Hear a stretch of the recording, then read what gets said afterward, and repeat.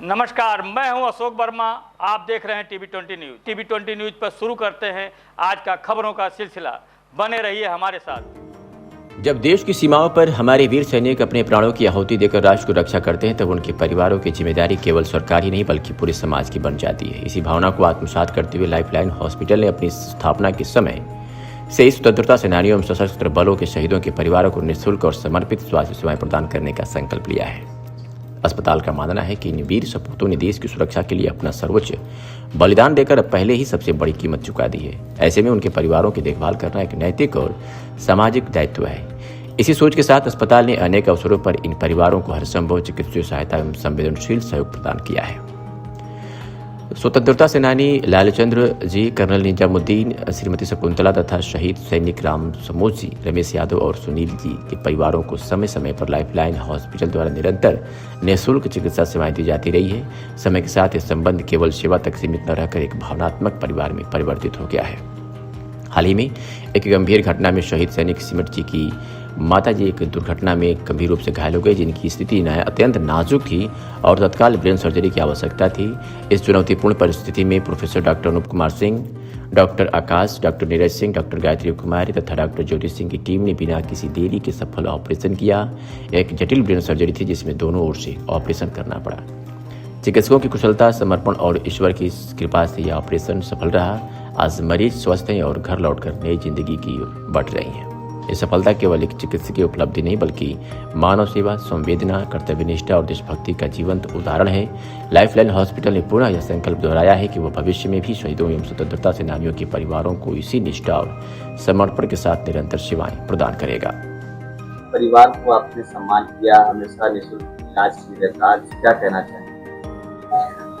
ये एक lifeline hospital के लिए गौरव का विषय रहा है, हमेशा सम्मान का विषय रहा है। जब भी हम किसी स्वतंत्रता संग्राम सेनानी या शहीद परिवारों की सेवा करते हैं तो हम अपने आप को सम्मानित महसूस करते हैं, क्योंकि इन परिवारों ने देश को जो दिया है, चाहे वो स्वतंत्रता संग्राम सेनानी के रूप में दिया, चाहे वो एक अपने जीवन का सर्वोच्च बलिदान करके, अपने एक राष्ट्र के नाम अपने आप को बलिदान करके उन्होंने जो भी चीजें सरहद पे जो फीस पे की, मेरे ख्याल से वो एक हम लोग ये मान के चलते हैं कि उससे बड़ी फीस कोई दुनिया में नहीं दे सकता।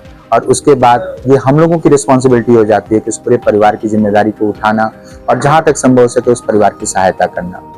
तो एक अपनी जिम्मेदारी के रूप में उनकी स्वास्थ्य संबंधी जो समस्याएं रहती हैं उसको हम लोग हमेशा एक अपने पार्ट से, फिर चाहे वो उन्हें बड़े से बड़े ऑपरेशन की ज़रूरत हो, चाहे हॉस्पिटलाइजेशन की ज़रूरत हो, चाहे वो आईसीयू केयर की ज़रूरत हो, हम लोग अपने पार्ट से उनकी समुचित देखभाल करते हैं। और ये इस चीज़ को हम लोग एक ऋण के रूप में लेते हैं, जो कि एक देश के प्रति उनके परिवार का एक ऋण रहता है। उसको कुछ हद तक अपने पार्ट से हम चुकाने की कोशिश करते हैं, इस परिवार को सम्मान देकर के।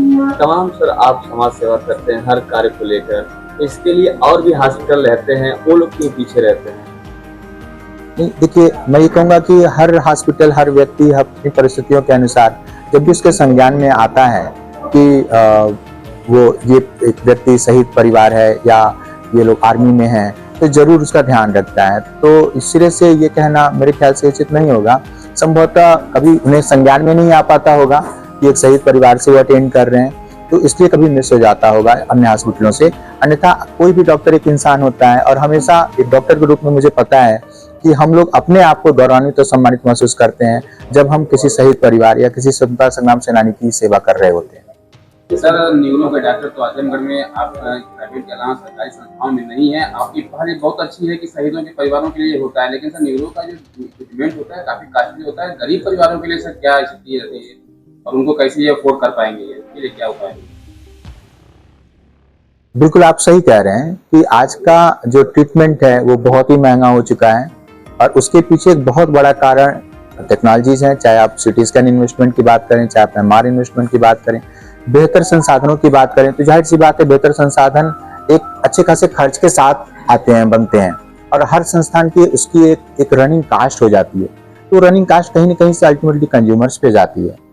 लेकिन मैं इस चीज़ के लिए कहूँगा कि हमारी सरकार इस पर काफ़ी कुछ कर रही है और आपकी आयुष्मान भारत योजना है, आपके विधायक निधि है, सांसद निधि है, तो जो पेशेंट पुअर रहते हैं उनके लिए हमारी सरकारें भी उनकी सहायता करती हैं। और जब भी हम लोगों के संज्ञान में रहता है कि ये पेशेंट जेन्युइनली पुअर है, तो हम लोग भी हमेशा उसका ध्यान रखते हैं।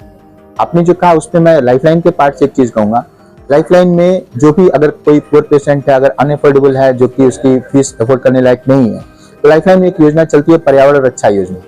हम उस पेशेंट से, उस परिवार से उम्मीद करते हैं कि वो एक वृक्षाधार बड़ा पेड़ लगाएगा, और हर बार जब भी उस पेड़ की फोटो के साथ लाइफलाइन में विजिट करता है तो हम लोग उसकी जो भी ओपीडी फीस रहती है उसको वेव कर देते हैं, उसको ऑफ कर देते हैं, उसको रिटर्न कर देते हैं। इस तरीके से हम दो काम करते हैं, एक उस परिवार की सहायता भी करते हैं और दूसरा हम अपने समाज में वृक्षारोपण को भी एक प्रमोट करते हैं। और आपको जान के अच्छा लगेगा कि अब तक हम लोगों ने 10,000 से भी ज्यादा पेड़ों को लगाया है। और लाइफलाइन के 10,000 पेड़ों का मतलब कि 10,000 पेड़ वाकई वो एग्जिस्ट कर रहे हैं सोसाइटी में।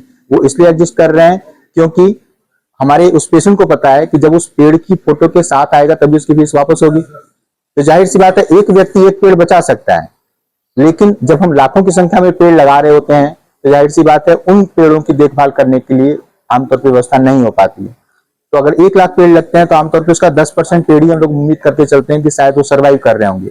लेकिन अगर लाइफलाइन कह रहा है कि 10,000 पेड़ लगे हैं, इसका मतलब 10,000 पेड़ लगे हैं क्योंकि 10,000 पेड़ों की देखभाल करने वाले 10,000 लोग समाज में वहां खड़े हैं और उनके लिए लाइफलाइन खड़ा है। कितने परिवारों को सम्मानित किया?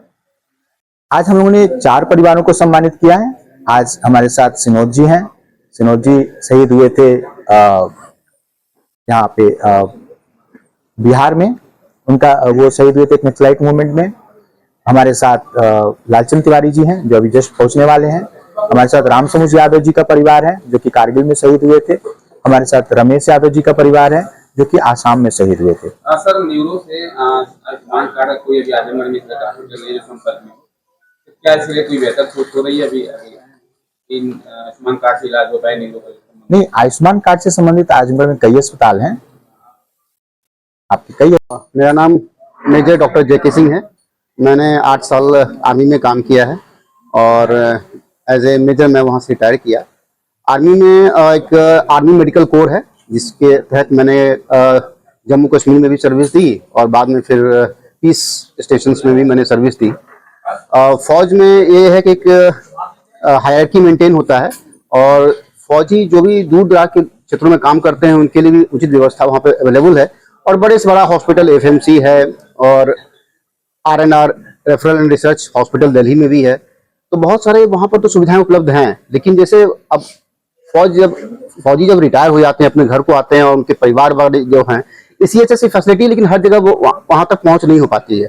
तो अगर लाइफलाइन अगर इस तरीके से लोगों की जो भी शहीद लोग हैं और जो भी स्वतंत्रता सेनानी लोग हैं उनके परिवार लोगों की को हम लोग देखभाल कर पाते हैं और वो भी उचित मूल्य पर और जो भी सुविधाएं होती हैं उनको हम लोग देते हैं, तो एक बहुत ही अच्छी बात है। और मैं जब यहाँ पे आया तो उस वक्त मुझे ये सब पता नहीं था कि मतलब इस तरीके से सुविधाएं लोगों को दी जाती हैं। लेकिन यहाँ पर आया तो मुझे काफ़ी अच्छा लगा क्योंकि फौज में जिस तरह से हम लोग सम्मान देते हैं, फौजियों की जिस तरह से हम लोग देखभाल करते हैं और लगभग उसी पैटर्न पे उसी सुविधा में लोगों को बहुत ही कम मूल्य पे जो भी हो तो पाता है, बिल्कुल फ्री। तो ये बहुत अच्छी बात है। मैं मतलब यही मैं चाहता हूँ कि बाकी जो भी लोग हैं, खासकर जो हमारा पेशा है डॉक्टरी पेशा, इसमें क्या है कि भाई हम जो लोग आते हैं बहुत ही आस के साथ आते हैं। सम्मान तो हम देते ही हैं लेकिन बिल्कुल फ्री सुविधा उपलब्ध कराना बहुत बड़ी बात होती है। मैं यही चाहता हूँ कि बाकी लोग भी इससे इंस्पायर होकर के 15 साल से अगर लाइफलाइन दे रही है, बाकी हॉस्पिटल भी ऐसा कर सकते हैं क्योंकि मुश्किल से 5 से 10% लोग होते हैं, ऐसे ज्यादा तो होते नहीं है। अगर हम उनका सम्मान कर पाएं और उनको सुविधा दे पाएं तो एक ये हमारा फर्ज बनता है। सर, सैनिकों के लिए तो पूरे देश में सम्मान है, सरकार सहित पूरा देश सम्मान करता है, लेकिन लाइफलाइन अगर इस तरह से सोच रहा है कि नहीं उनका किस तरह सहयोग किया जाए और दूसरे एक ट्रीटमेंट करके एक सहयोग दे रहा है, उसके लिए क्या कहना चाहेंगे? सबसे बड़ी बात यह है कि मान लीजिए हम लोग सभी बात बोलते हैं कि हाँ भाई देश का सम्मान हमें करना चाहिए, फौजियों का सम्मान करना चाहिए, बोलने की बात अलग होती है। लेकिन अगर हम पहली बात यह है कि हम 15 साल से डिलीवर कर रहे हैं, हम लोग दे रहे हैं, तो ये एक अच्छा सा मैसेज जाता है लोगों में और बहुत बड़ी बात है क्योंकि आज के डेट में जब इतना प्रोफेशनलिज्म हर जगह पे है उस हिसाब से अगर हम कर सकते हैं तो बाकी भी कर ही सकते हैं और इससे कुछ ना कुछ कहीं ना कहीं हमें मिलता ही है, हमारा उत्थान उतना ही होता है।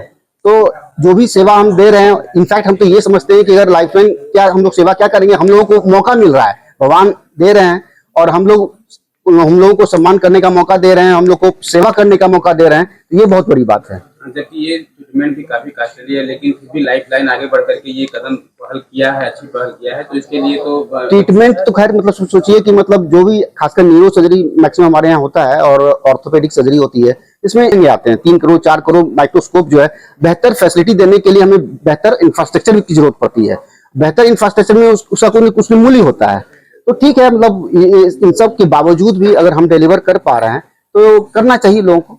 बाकी लोग चार्ज ये लगता है कि बिल्कुल फ्री होता है, इसमें कहीं कोई चार्ज यहाँ पे नहीं। मैं तो यहाँ काम कर रहा हूँ काफी दिनों से। परिवार यही है कि हम लोग आगे भी भगवान हम लोग को शक्ति दें, हम आगे भी सारे जो भी हमारे स्वतंत्रता सेनानी हैं और जो भी हमारे शहीद हैं उनको हम ये सेवा हमें देने का। हमारे छोटे भाई शहीद विनोद कुमार हॉस्पिटल में आज बता कि शहीद के परिवारों को जो है निःशुल्क उपचार उनका जो है होता है। अभी वर्तमान में कोई आपके घर का मरीज नहीं है? जी, हमारी माता जी हैं, गाड़ी से गिर गई थी और हमने लेके आया यहाँ और यही समझ के लाया कि भाई यहाँ हमारी माता जी को ट्रीटमेंट है, जैसे कि डॉक्टर साहब ने कहा था कि आपको फ्री इलाज दिया जाएगा और वो डॉक्टर का जो भी खर्चा उन्होंने अपना उठाया, जो सारी चीजें।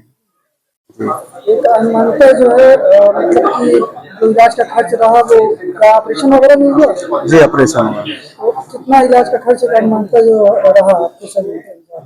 जी, उनका तो हॉस्पिटल ने अपनी मदद किया सर, वो मुझे लगता है सब 2-2.5 लाख के आसपास होगा और मेडिसिन जो है वो अलग से अपना है सर। मतलब यहाँ के कार्य से आप संतुष्ट हैं? जी, जब हमारे लिए इतना कर दिया, हमारी माता जी बहुत इम्पोर्टेंट है और वो सही हो गई, इससे बड़ा कुछ नहीं। और